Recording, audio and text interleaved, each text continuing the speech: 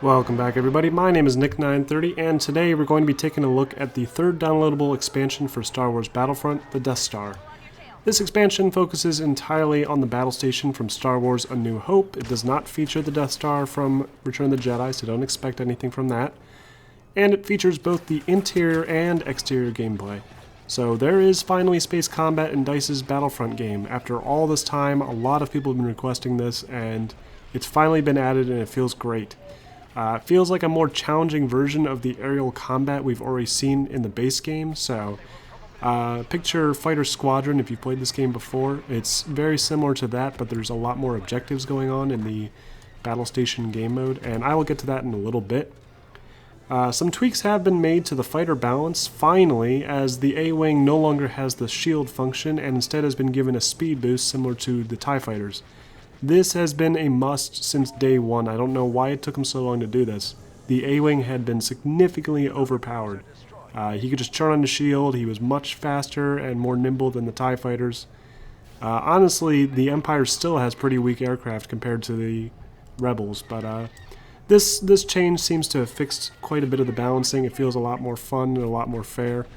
And the Rebels are still having a bit of difficulty accomplishing things. So this was a good change. I'm glad they fixed some things. I think they also balanced some of the heroes like the Millennium Falcon and Slave 1 also to make them more, not make them as powerful as they were.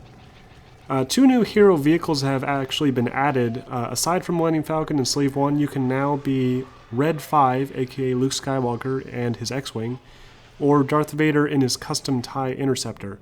These two heroes have an increased amount of health and more abilities just like the other Starfighter heroes, and they can be extremely useful for tackling objectives in both Fighter Squadron and the Battle Station game modes.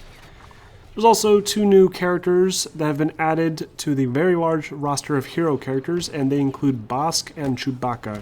Now, I haven't seen Chewbacca in action. I saw a player using him, but I never got a chance to actually see him up close.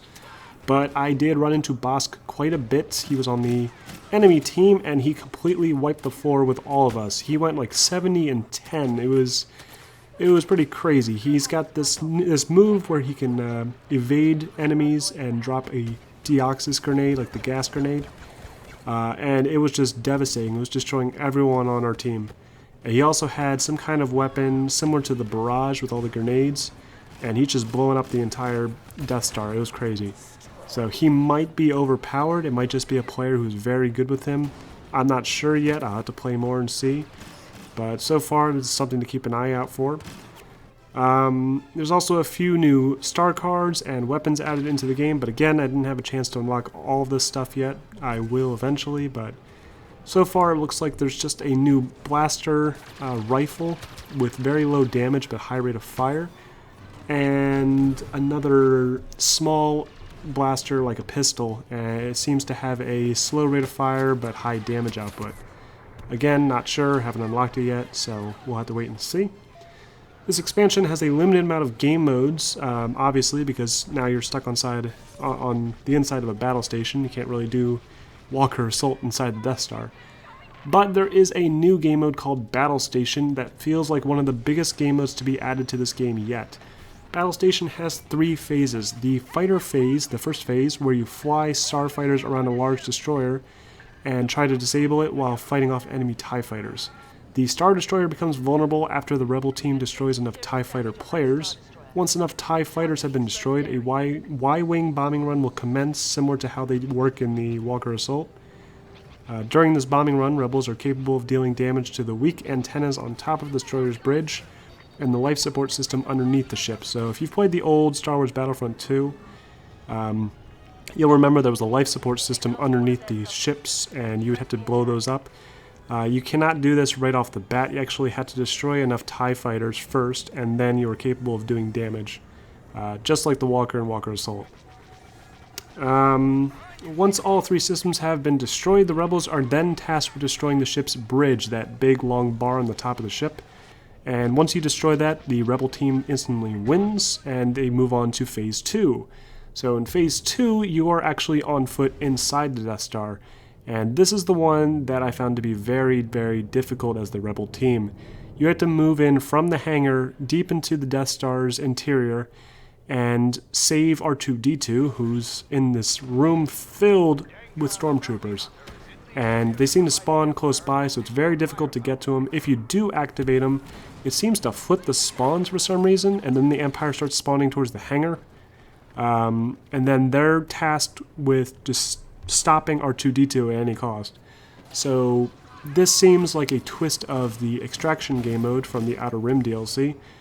The difference here, though, is R2-D2 can be disabled by shooting him. If you shoot him, he will stop moving, and that is the only time you can walk up and actually turn him off. You need to be able to turn him off in order to stop him from moving. Just shooting him is just temporary. It'll just make him freak out like he does in the movies. He has got like electricity going around him. It looks pretty cool. This was a very difficult game mode, and I found that the Empire actually had access to 2 heroes at the same time. They had both Bosk and I can't remember the guy's name, the other one they added in the Cloud City DLC. They had them at the same time, and it was just devastating. It was destroying all the rebels, and we didn't have a chance. Though I did play as the Empire team before, and I was getting quite a few kills, but they already had R2-D2 pretty much at the extraction point, and all they had to do was activate them, and it ended the mission. And that brings us to Phase 3. So, here's the thing. If you fail any of those phases, that's it. That's game over, and you move on to the next game mode, like most likely Blast or Air Superiority. You don't get to go on to the Trench Run. So, the Rebels have to win twice in a row in order to even get to the last phase. So keep that in mind. You won't be able to do the Trench Run every time. So, the Trench Run. Trench Run is probably the coolest part, and I'm sure that's the part everyone else is looking forward to, because I know that's what I was looking forward to. It is all aerial combat, but this one seems to have a lot more objective-based gameplay this time around. So, the Rebel team is randomly assigned red pilots. These are, I think there's like 3 red pilots that are assigned at a time. And they are required to navigate through the trench and fly through checkpoints, kind of like a racetrack. They cannot fly straight to the exhaust port and destroy the Death Star until they successfully race through all the checkpoints along the trench. The Rebels' progress will be shown at the top of the screen, and you can tell how many checkpoints they've gone through. Once they reach a checkpoint, it'll save at that point, and if they get destroyed, then they will randomly assign 3 new red pilots, and they will continue along the same path. So once they fly through all 3 or I think it's like 10 or something checkpoints, then they have access to the exhaust ports and they can try destroying the Death Star. Now, we managed to kill the red pilots before they got a chance to blow up the Death Star, so I never saw it get destroyed yet. But I am really looking forward to finally witnessing it be destroyed, and I really hope I'm the one to pull the trigger. So, the new Battle Station mode feels great, but I'm afraid of how rare it's actually going to be for the Rebels to successfully win all 3 rounds to win the campaign. It would have been nice if DICE had included some of these new levels and game modes for offline play in that new single-player skirmish mode they added into the game.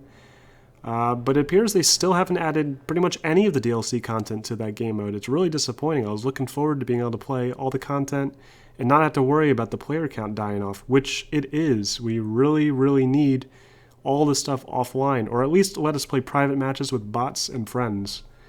It's kind of disappointing right now that they still haven't addressed this issue. I feel as though only the most dedicated Star Wars Battlefront fans will ever get the thrill of actually getting to destroy the Death Star themselves. Thankfully there's also Blast and Fighter Squadron game modes, so if you wanted to play a quick round and not have to deal with the entire Battle Station campaign, you'll have a better chance of actually getting to play the Trench Run if you try Fighter Squadron. And Blast, pretty much every time you play it, you'll be playing the interior of the Death Star. So at least there's that, but again, I really hope they do add this to either the training mission, add like a Trench Run training mission, or, I don't know, add some more skirmish missions. So that's pretty much it. So far, I'm really enjoying this DLC.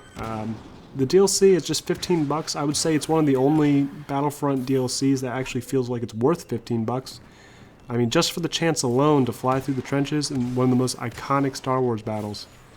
The Trench Run was done very well. I'm looking forward to playing it more and more. I can't say how long the mode will have players on the PC version of the game, as the community for that version is already pretty low.